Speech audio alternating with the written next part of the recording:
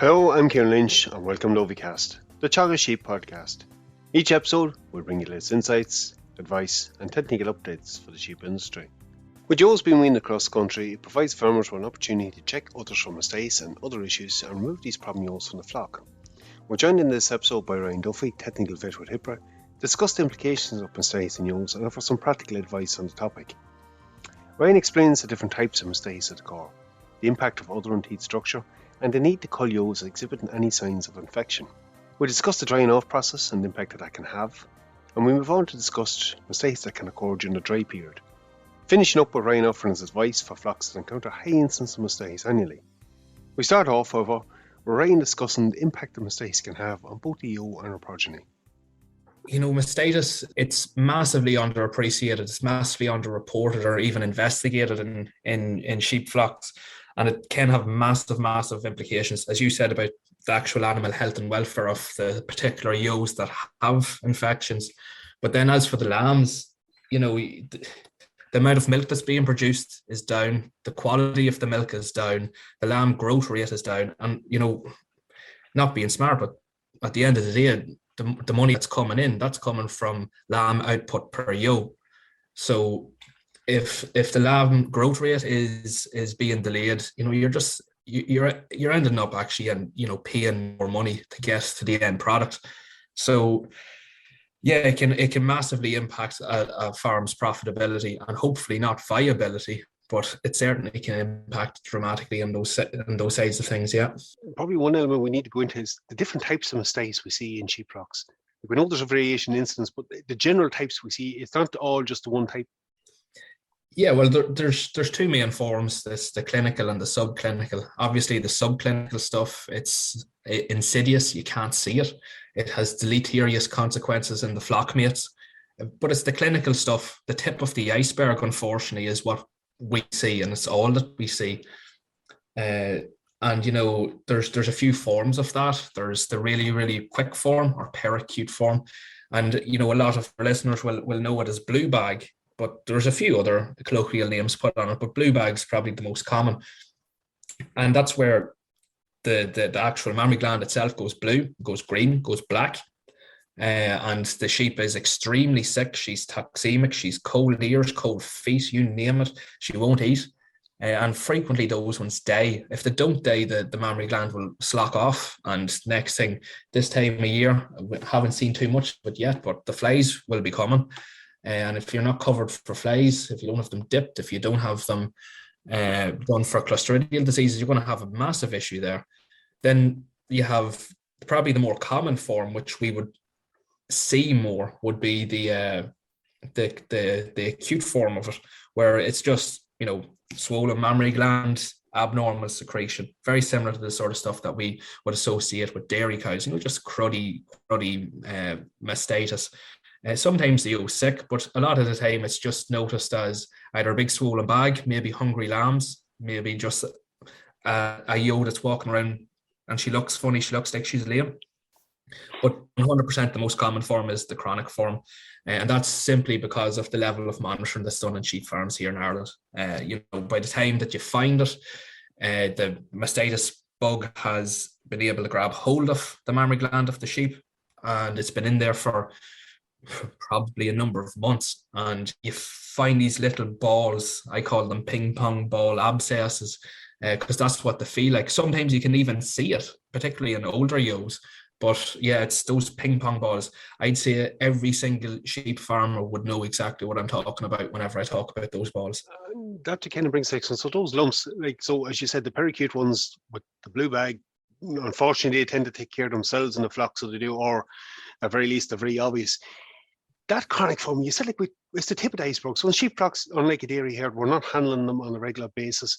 We're not going through them. And it's a time of the year, Ryan, where ewes are being weaned or have already been weaned, and there's a good chance to maybe assess that.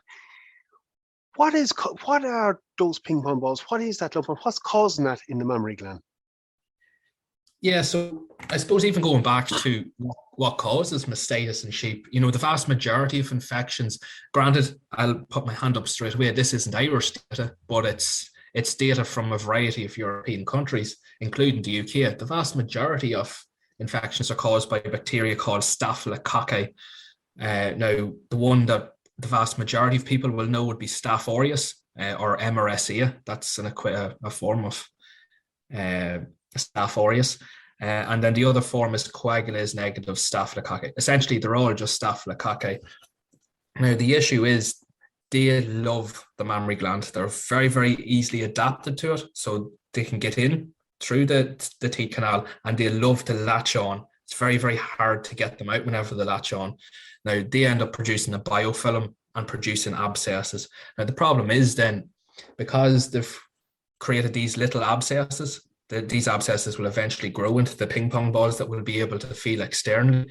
But, people often went to me whenever I was in practice looking for a miracle cure. Even I'm from a sheep farm. My father would ask, what do I give this ewe that has mastitis?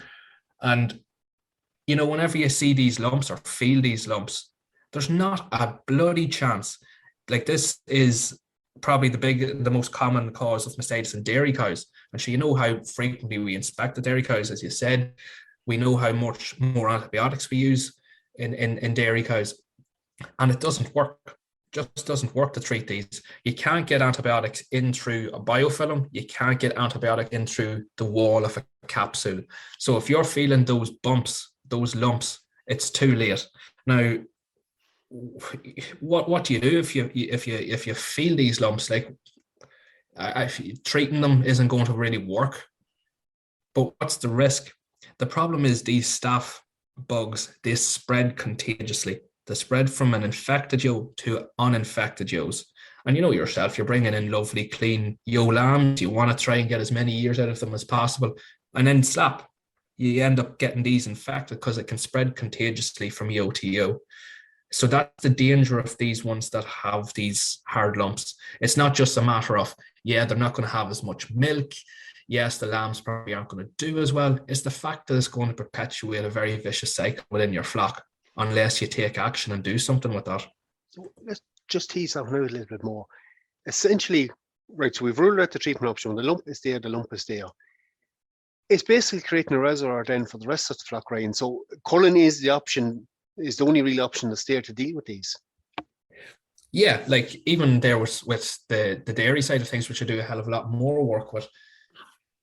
You go in, you give these cows one chance. You give them a dry cow tube. You give them 60 to 70 days off a dry period with an antibiotic in there. It's going to work for the vast majority of that period. And if they calve down with that high cell count, that's game over. She's not going to get dried off again. That's game over. Whereas whenever we take it to the sheep side of things, by the time we're actually finding it and we're finding those balls, it's been in there for a number of months. There's no way for us to define the duration that infection has been in there. All we know is it's been in there for a very, very, very long time. Chances of curing is next to nil. So you're going to have to cull these girls, unfortunately. Frequently, I'm sure you've got this question. The lumps will be of different sizes. Some are very, very obvious. As you said, you can nearly physically see them, or you can in some cases. Other times the lump is quite small. Can that change size depending on the stage of lactation or how long it is since that infection has taken hold? Yeah, it can change in size, but from my experience, it typically changes one way and one way only, and that is it gets bigger. Now, what happens there is that'll pop, and you'll see, if you were to record these sheep, cell count would go sky high. They'd be multimillionaires. And then after a few days, that would resolve. It'll go back down to where it normally is. But then another one will pop a few weeks later. And again, that corruption will come out and the cell count would go up. Now, the thing is, we're not measuring cell count in these sheep, but what that's doing is it's dramatically reducing the quality of the milk for the lambs, dramatically reducing even, how much the lambs want to drink. If it's very sore, those ewes will not allow the lamb to suck. And next thing we have mismother, which, is the whole point that we don't want triplets and quadruplets. We don't want to be mothering and fostering these lambs. So just let's fast forward that to next year. If we're a wee bit lax this year, there's one with a small lump. You say young ewe, we said she might have done a good job in this year's lambs. We're going to carry her on. She's a reservoir for infection next year, but she's also a high risk ewe next year in terms of getting more acute mastitis. But also the likelihood is, as you indicated there, her lambs will be hungry. They're more likely to cross-suckle to another ewe and spread that infection. Yeah, so even if we think about what those abscesses do or that infection, it actually causes scarring inside. We can't see the scarring, but if you ever get to see a post-mortem being done on a sheep that has mastitis or had mastitis, it's just riddled with scar tissue. So if it's riddled with scar tissue, there's less tissue there that's going to be producing milk. So that's why a lot of people will even see, I feel a lump now, what's the crack next spring? Oh, she ends up lambing down and she only has one bag. The other one's producing next to nil.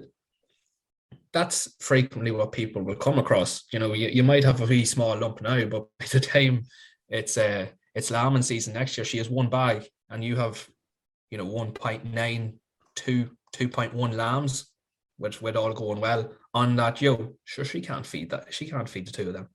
So it's cull hard. Right, so the lumps, that's the straightforward one, you cull, and you cull hard on it. Does udder and teat structure have an impact on mastitis or the likelihood of getting mastitis? Yeah, like it's, we often talk about building resilience within our flocks, and, high genetic merit flocks, they have nice teat and other structures, so it certainly is linked. Yourself, we even mentioned it there before we started, and if you have a big pendulous udder, it's getting covered in God knows what. It's typically more hairy, and it ends up getting a hell of a lot more mastitis, and it's usually those ones that you visibly can see the lumps from 10 foot away. So there definitely is a component there of having a nice structured mammary gland, small teats, with nice teat ends on them as well. But again, it's a wee bit harder to actually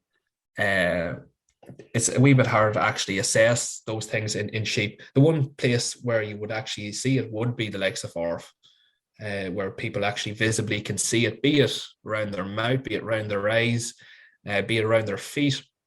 But frequently people will see the ORF around the mammary gland. And like that does come around to the fact that lambs can spread these things. If it's in a lamb's mouth, he's sucking on the teats for a number of times every single day. Naturally enough, that's going to start transmitting over to the teats.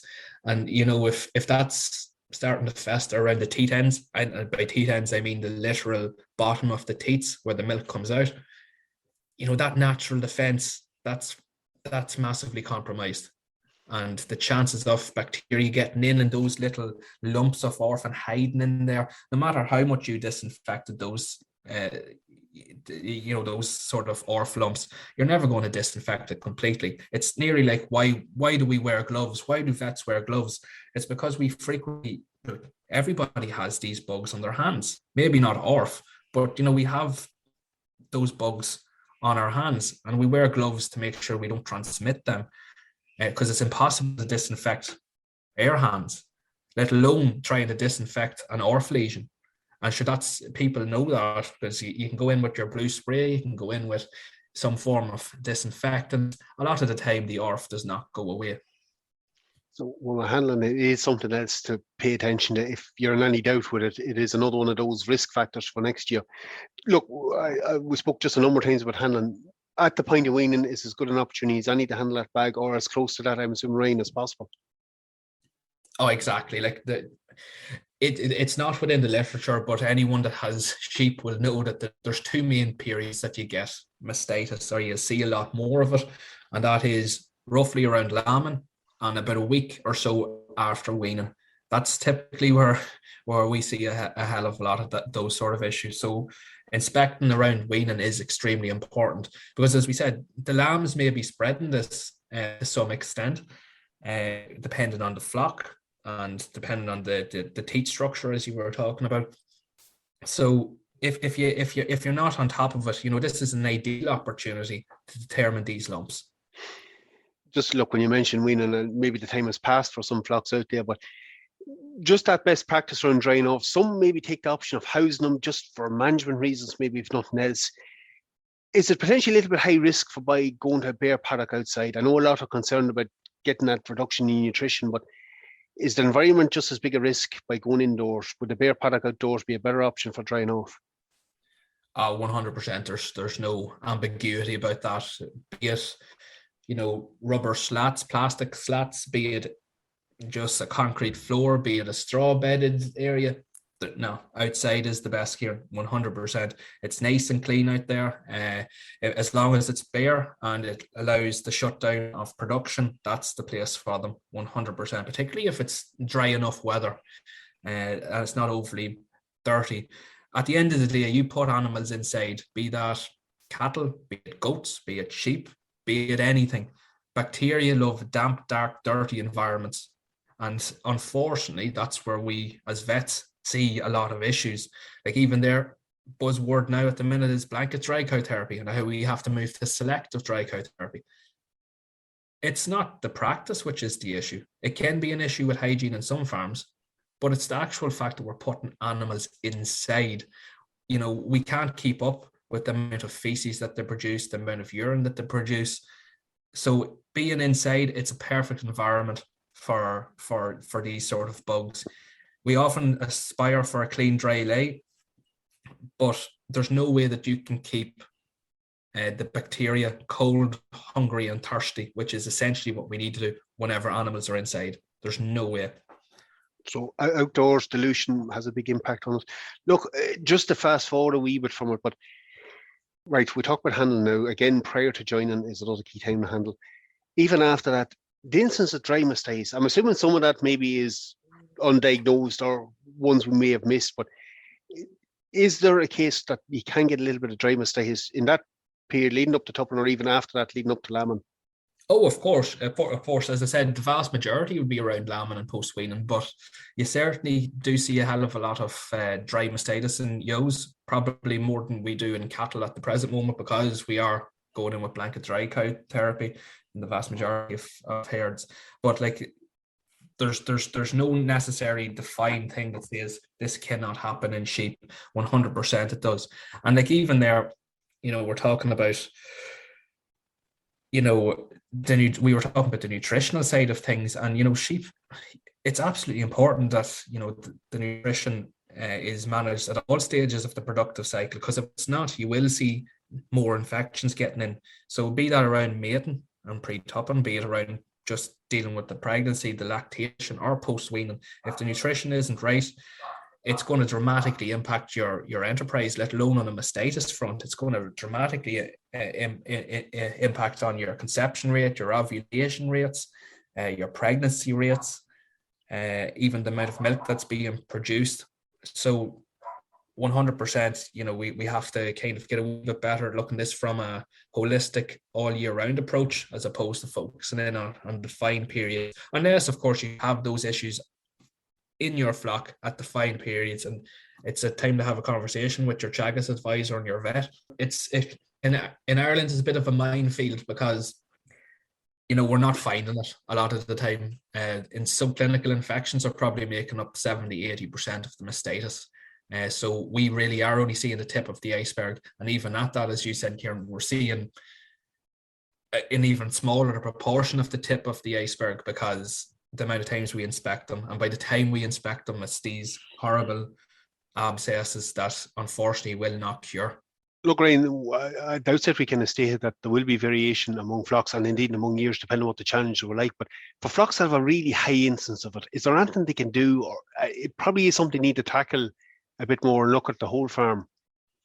Yeah, like I would never say that there's a silver bullet, because there's not, but it would be a time to get, as I said, a Teagasc advisor in, any other form of agricultural advisor, your vet.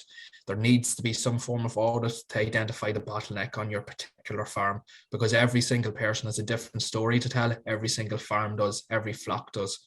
But like, focusing on the nutritional side of things is key. Focusing on environmental deficiencies that you may have is absolutely key, particularly when we house them for winter.